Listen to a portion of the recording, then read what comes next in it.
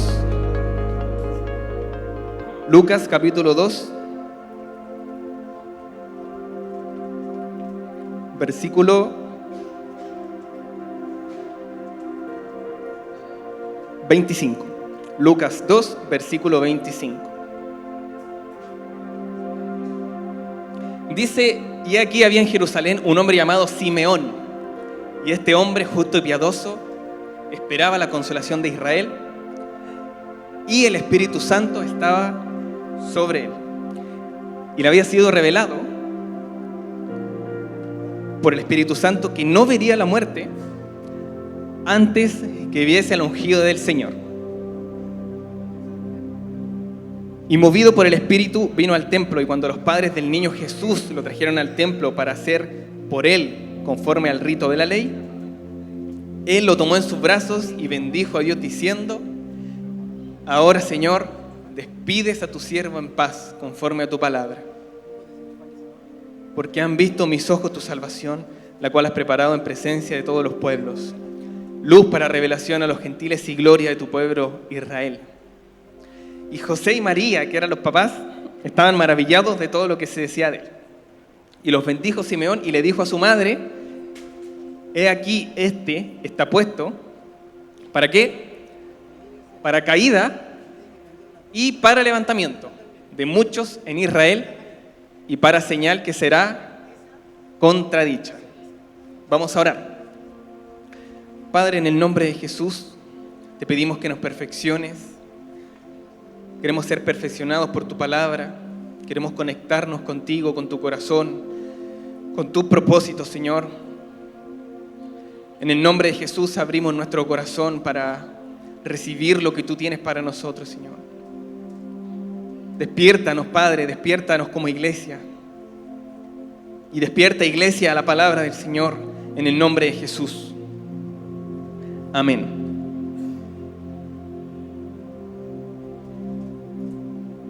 Cumplir propósito implica pagar un precio. Primero quiero decir de Simeón, tiene que haber sido el hombre más perseguido de la tierra, porque todos los días tenía que ver, él tenía un propósito súper simple: reconocer al Hijo de Dios cuando llegara. Y Dios le dijo: tú no vas a ver la muerte antes que veas al Hijo de Dios. Entonces todos los días este hombre tenía que ir al templo a ver cientos de niños, a ver si es que en uno de esos cientos de niños estaba el Señor. Y el Espíritu Santo estaba sobre él. Gracias a Dios este hombre logró cumplir su propósito, porque finalmente reconoce a Jesús siendo bebé y lo toma en sus brazos, y por fin logra descansar. Mientras Jesús no aparecía, Simeón no descansaba. Mientras Jesús no aparecía en ese templo, Simeón estaba a la espera, estaba en oración, estaba en ayunos, porque no se le podía pasar, porque a Jesús lo iban a ir a presentar y después se iba a ir y se lo iba a perder. Tenía una oportunidad de reconocerlo, y de eso se trataba toda su vida. Él estaba esperando a cumplir ese único propósito. Por lo tanto, todos los días tenía que tener la convicción de que un día iba a aparecer el Salvador de todos nosotros en ese templo.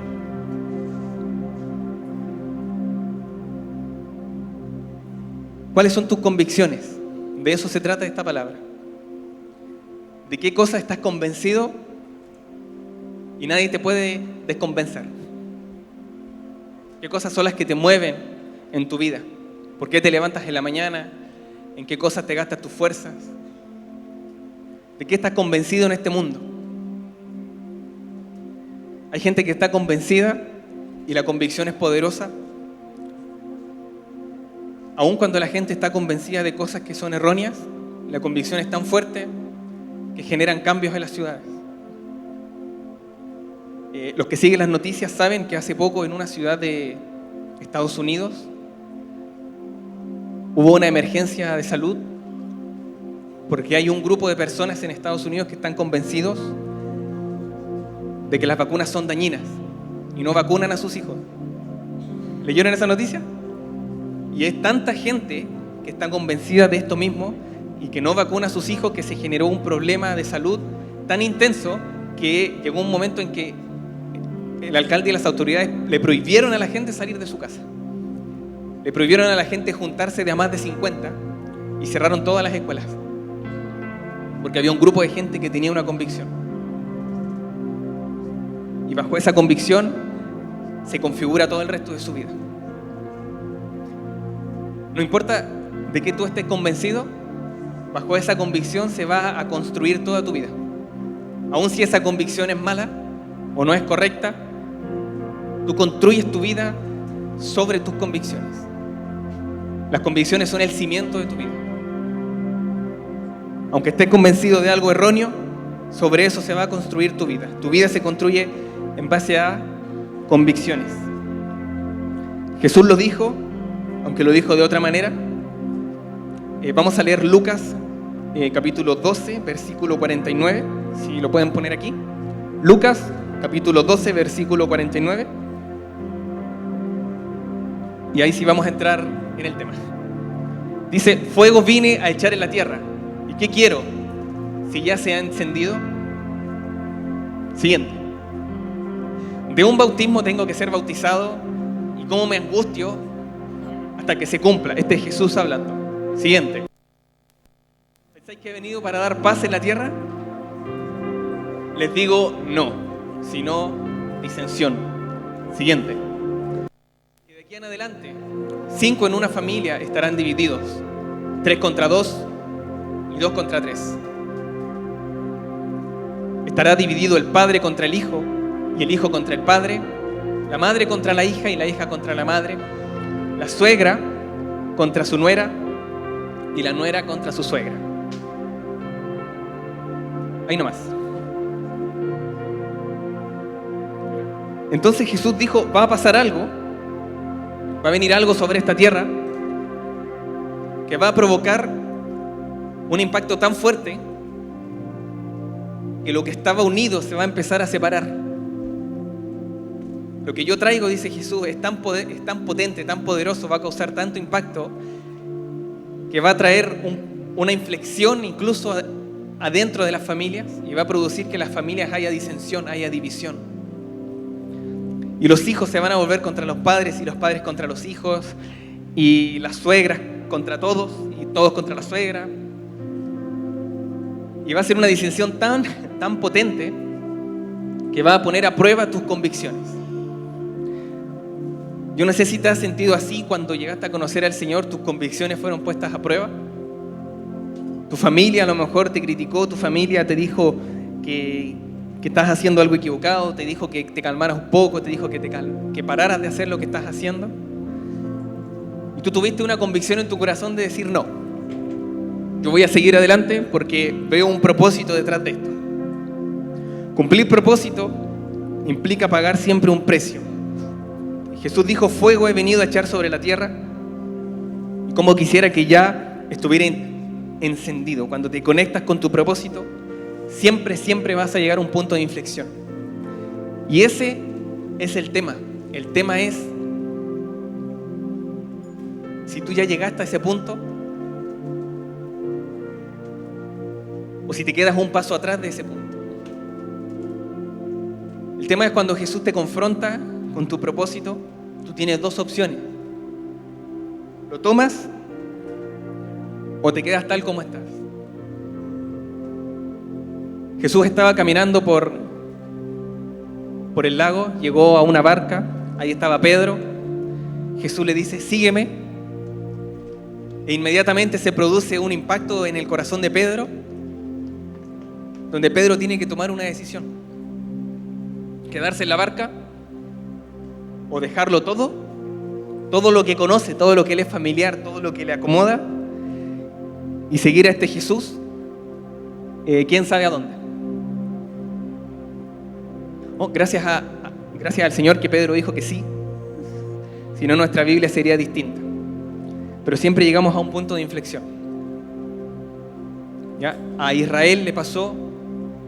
Israel estuvo en un desierto 40 años porque no podía tomar la decisión de entrar en la tierra prometida, porque cada vez que llegaba al punto donde tenía que cruzar el río para entrar al territorio de los enemigos, se devolvía, ¿no?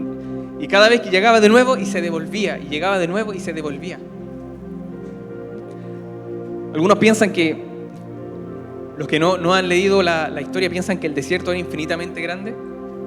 No era tan grande. Era una caminata como de 15 días nomás. Y en esa caminata se demoraron 40 años. Porque nadie quería tomar la decisión de cruzar el río, porque cuando cruzaran el río iba a significar que sus convicciones iban a ser puestas a prueba. Cuando cruzaran el río, el Señor ya no los iba a sostener, ya no iba a haber nube de día, ni columna de fuego de noche, ya no iba a haber maná todos los días, iban a tener que trabajar para ganarse el pan, iban a tener que pelear contra ejércitos para ganarse la tierra. El desierto era tierra de nadie, porque a nadie le gusta el desierto. Y ahí estaban cómodos, y ahí se quedaron.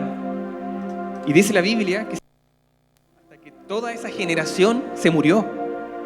Y los hijos de los que salieron fueron los que finalmente tomaron esta tierra prometida. ¿Cuál fue el problema? Para los que conocen la historia, habían 7 países. La tierra que Dios le dio a Israel estaba ocupada por 7 países. 7 países con ejércitos, y el Señor se los dijo: más poderosos que ustedes. ¿Ya? O sea, estos 7 países son más poderosos que ustedes. Y ustedes tienen que ir allá y destruir todo lo que hay en esos países. Todo, casas, viñas, viñedos, comida, gente, todo. No dejen nada, porque les dijo: si ustedes no lo destruyen, ustedes se van a contaminar con las costumbres de ellos.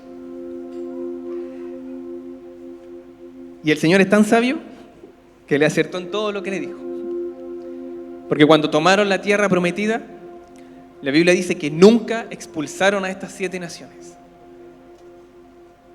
Ahora hay 2 razones, creo yo, por las que nunca las expulsaron. Primero, porque estas 7 naciones probablemente tenían casas que eran súper lindas, animales súper finos, viñedos súper grandes, y cuando llegó el ejército de Israel a destruirlo, les dio tanta pena que dijeron: ¿para qué vamos a destruir esto y desperdiciar esto que ya está? Mejor quedémonos con la bendición. ¿Y para qué vamos a destruir a esta gente tan simpática? Mejor hagámoslos servidores de nosotros y que trabajen para nosotros. Nunca los expulsaron y finalmente Israel se contaminó. Hasta el día de hoy. Hasta el día de hoy, desde que Dios dio esa instrucción en el desierto hasta el día de hoy, todavía no expulsan a esas 7 naciones. Y han pasado cientos de años. Pero lo que quiero decir es cómo Israel cambió el propósito por la bendición. Sabes que la bendición siempre te va a llevar a cumplir propósito, pero la bendición no es el propósito. Si tú has escuchado al pastor predicar alguna vez y pensaste en tu cabeza, yo sé que algunos lo han pensado y han dicho: bueno, ¿y esto cómo me ayuda para llegar a fin de mes? ¿Esto cómo me ayuda a parar la olla mañana? Y la respuesta es que tú no viniste a este mundo para llegar a fin de mes. No estás en esta tierra simplemente para alimentarte y para acumular bendición. Estás en esta tierra para algo grandioso. El Señor te dio un propósito que solamente tú puedes cumplir. Nadie más lo puede hacer por ti. No te enamores de la bendición. No vendas tu propósito por la bendición. No sacrifiques tu propósito en el altar de la bendición. Israel lo hizo. Saúl lo hizo. ¿Y cómo no lo iban a hacer si eran esclavos? ¿Usted sabe en qué piensa el esclavo? En lo que va a comer mañana. Israel fue esclavo 400 años. No tenía ni idea lo que era gobernar un país. No tenía ni idea lo que era tener un gobierno, una política, una economía. Ellos sabían que ojalá haya comida para mañana. Y así muchos de nosotros estamos viviendo hoy día. Nuestra convicción es tener para mañana, tener para el mes, tener para este año. Y convertimos el alimento y la vestimenta en nuestro propósito. Vivimos para eso. Y Jesús lo dijo, no se preocupen de qué van a comer y con qué se van a vestir. Dijo, primero busquen el reino y todas estas cosas van a ser añadidas. ¿Pero qué hizo Israel? Tenía mentalidad de esclavos, tenía una mentalidad de esclavitud tan fuerte que cuando tomó el país no supo qué hacer con él. Y se embelesaron con la bendición. No te embeleces con la bendición, porque te puede traer esclavitud. Tú sabes que los israelitas eran los esclavos más ricos de la tierra en ese momento. Eran ricos, pero esclavos. Dice que incluso hicieron un becerro de oro. Yo no sé cuánto oro se necesita para hacer un becerro de oro, pero lo que sí dice la Biblia es que trajeron tanto oro, que el que estaba a cargo de juntar el oro tuvo que decir, por favor, ya no traigan más oro. Hay demasiado oro, devuelvan el oro para sus casas. Tenían muchísimo oro, muchísima bendición, pero seguían siendo esclavos, porque caminaban sin un propósito. Convirtieron el desierto en su propósito, y el desierto era solamente una estación. No conviertas la estación en la que estás hoy día en tu propósito, porque la estación en la que estás hoy día no es tu estación final. Hay mucho más por delante. Amén. No conviertas lo que estás viviendo hoy día en el propósito de tu vida, porque probablemente no lo es. Si hoy día estás luchando para poder mantenerte económicamente, no conviertas eso en tu propósito, porque no lo es.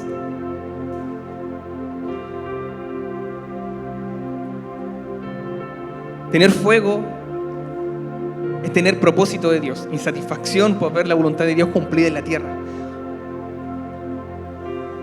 Tener fuego no es tener emoción. Tener fuego es tener convicción. ¿Por qué Israel no tomó la tierra prometida? Porque no tenía la convicción para hacerlo. Ellos tenían una convicción: que haya para comer mañana. Esa era la convicción de los esclavos, que ojalá mañana tengamos para comer. ¿Y qué hicieron cuando estuvieron en el desierto? ¿De qué se preocuparon? De lo que iban a comer mañana. Y Dios les tuvo que enseñar por 40 años que no guardaran para mañana, porque Dios les iba a dar todos los días. Todos los días llovía maná del cielo y la indicación era: no se puede guardar el maná de un día para otro porque se echa a perder. ¿Qué les estaba enseñando el Señor? Déjense de pensar en lo que van a comer mañana, porque yo les voy a proveer. Yo soy proveedor, el Señor es tu proveedor. Tu propósito no es pensar en lo que vas a comer mañana. Y por 40 años el Señor le estuvo enseñando a Israel que Él era su proveedor. Y todos los días había gente en Israel que igual guardaba maná, y al otro día se les podría. Entonces, cuidado con la bendición, porque la bendición no es el propósito.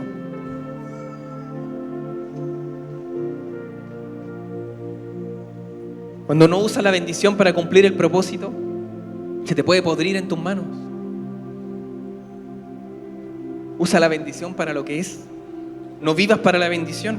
Israel salió con bendición, pero no cumplió su propósito. Jesús contó una historia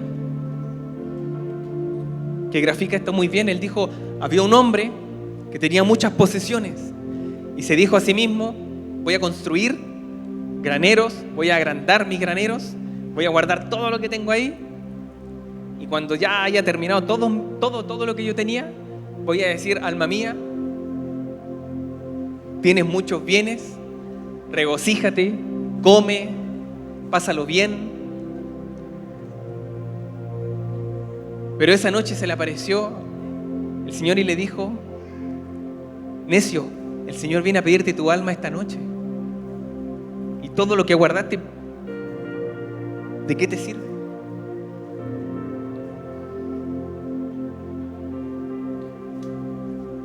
Entonces, ¿para qué estás aquí? ¿Para qué viniste a esta tierra? ¿Para qué naciste? ¿Quién te puso donde tú estás? ¿Tú mismo o el Señor? ¿Qué sucede cuando no cumplimos propósito? ¿Sabes qué? Hay gente que cumplió propósito y que uno dice, cumplió propósito de manera tan trágica. Ahí tenemos a Esteban. Esteban era un joven que en la iglesia primera él predicaba y decía que estaba lleno del Señor. Y dice que empezó a discutir con algunas autoridades. Se enojaron porque él estaba tan lleno del Señor que nadie le podía rebatir lo que él decía. Y se enojaron tanto que lo arrestaron. Y si Esteban tenía una cualidad que nunca se callaba. Y habló y habló y habló y seguía hablando hasta que la ira de los que lo escuchaban llegó a tal punto en que empezaron a apedrearlo. Y mientras lo apedreaban, Esteban todavía seguía hablando.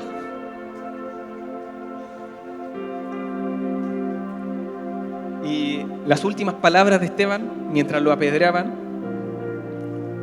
fue: veo los cielos abiertos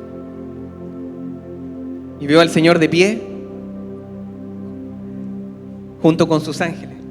Y después dijo: Señor, no les tomes en cuenta este pecado.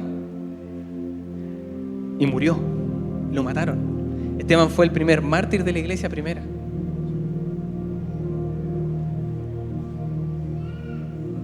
Y lo que parecía un defecto en Esteban, que no sabía cuándo guardar silencio, fue lo que finalmente lo llevó a cumplir su propósito en la tierra. La muerte de Esteban fue tan gloriosa porque murió como murió el Señor Jesús. Murió perdonando a los que lo estaban apedreando.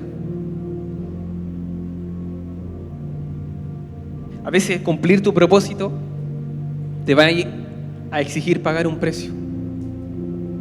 Esteban supo pagar el precio. De hecho, mientras Esteban predicaba, entre los presentes había un hombre que se llamaba Saulo de Tarso, que él celebraba la muerte de Esteban. Días después tuvo un encuentro con el Señor y se convirtió en el apóstol Pablo. Muy probablemente porque escuchó predicar a Esteban. Y quizás sin Esteban no tendríamos a Pablo y no tendríamos ni siquiera el Nuevo Testamento. Nunca desprecies los planes que Dios tiene contigo. Si Pedro no se hubiera bajado de su barca ese día que Jesús lo llamó, hubiera sido un buen pescador, un buen hombre de familia, una excelente persona y nada más. Quizá eso es lo que nos pasa como iglesia. Quizá eso es lo que nos pasa hoy. Somos buenas personas, excelentes, tenemos excelentes familias, estamos súper bendecidos y nada más. ¿Alguna vez te has sentido así? ¿Tengo lo que necesito, pero no tengo un propósito?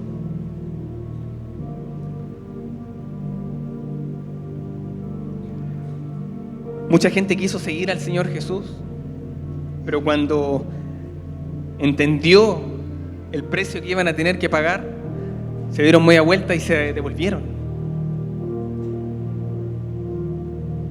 Si Pedro no bajaba de su barca, no habría experimentado lo que es caminar sobre las aguas, sanar a los enfermos, ver la transfiguración de Jesucristo.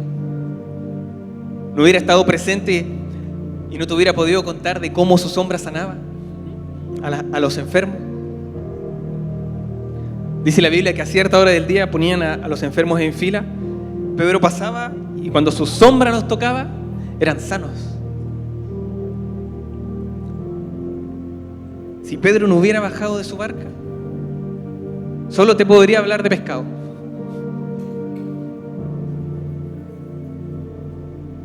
Pero se bajó. Se bajó y vivió de manera intensa y con una convicción tan grande de quién era Jesús y de quién era Él,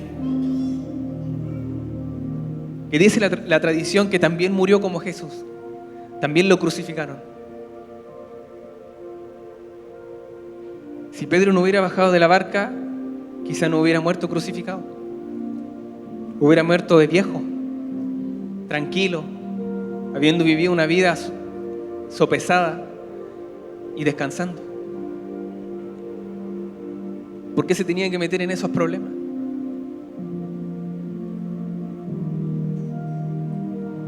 Si Esteban no hubiera hablado, quizás lo tendríamos en algunos libros del Nuevo Testamento. Quizás tendríamos hasta las cartas de Esteban. Pero no las tenemos. Porque Esteban eligió cumplir su propósito. Si Esteban no hubiera hablado,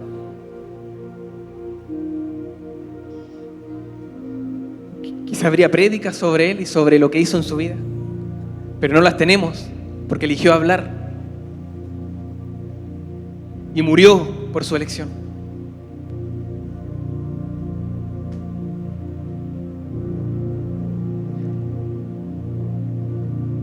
Y si Jesús no hubiera ido a la cruz, a Jesús nadie lo obligó a ir a la cruz. Pero Él escogió los clavos. Escogió cumplir su propósito, a pesar del dolor.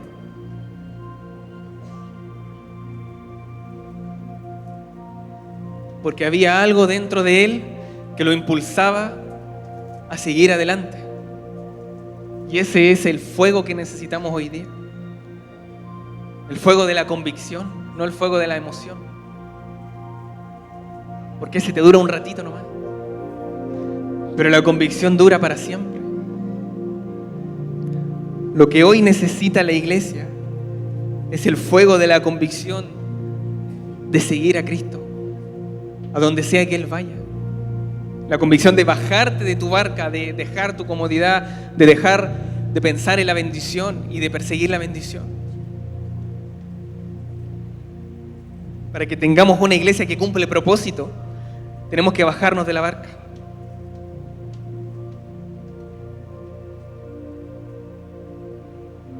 Y esa es la pregunta de hoy. ¿Eres capaz de dejar la barca?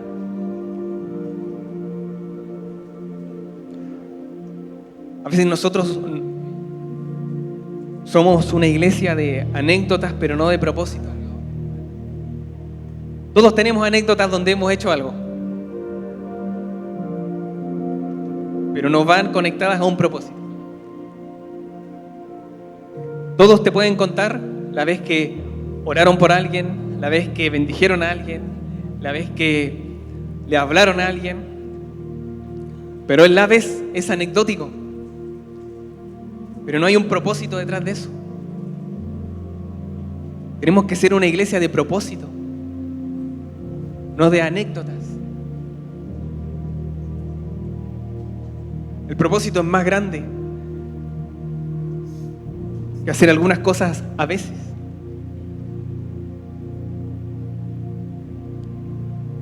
Para tú cumplir tu propósito,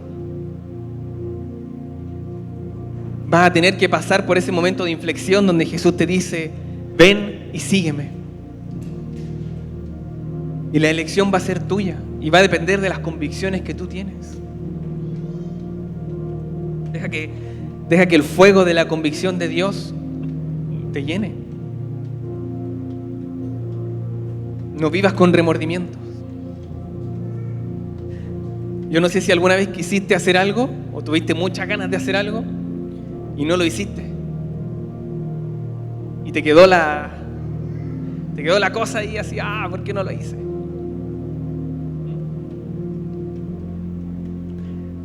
A lo mejor cuando eras adolescente te gustó alguien y nunca se lo dijiste. Y sufriste harto tiempo porque, ¿por qué no le dije? No te quedes con lo que hubiera pasado. Busca tu propósito y acéptalo. Momentos de inflexión. Como iglesia hoy estamos en un momento de inflexión.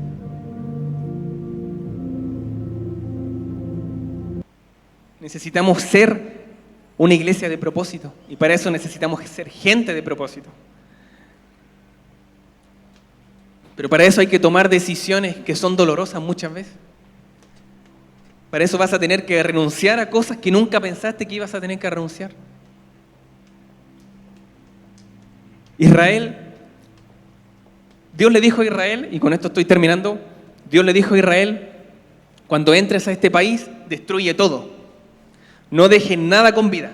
Destruye a la gente, destruye las cosas, destruye los animales, destrúyelo todo.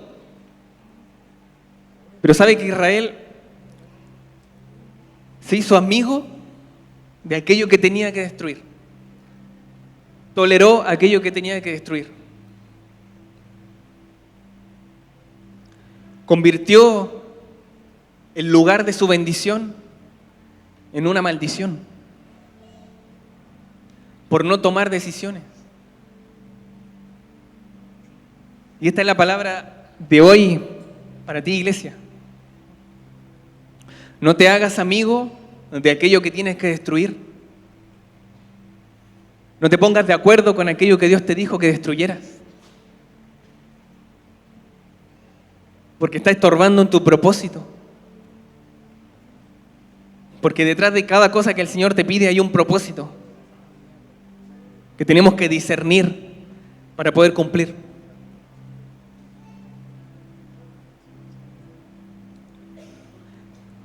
No hagas acuerdo ni alianza con aquellas cosas que Dios te dijo que destruyas en tu vida. Si el Señor te está pidiendo que renuncies a algo y no lo estás haciendo, estás destruyendo tu propósito. No lo destruyas. No destruyas el propósito que Dios tiene para ti. Destruye lo que Dios te dijo que destruyas. Y no te quedes a pensar, porque cuando te quedas a pensar, el tiempo pasa y el tiempo pasa. Y después alguien va a venir y te va a decir, necio, esta noche vienen a pedirte tu alma.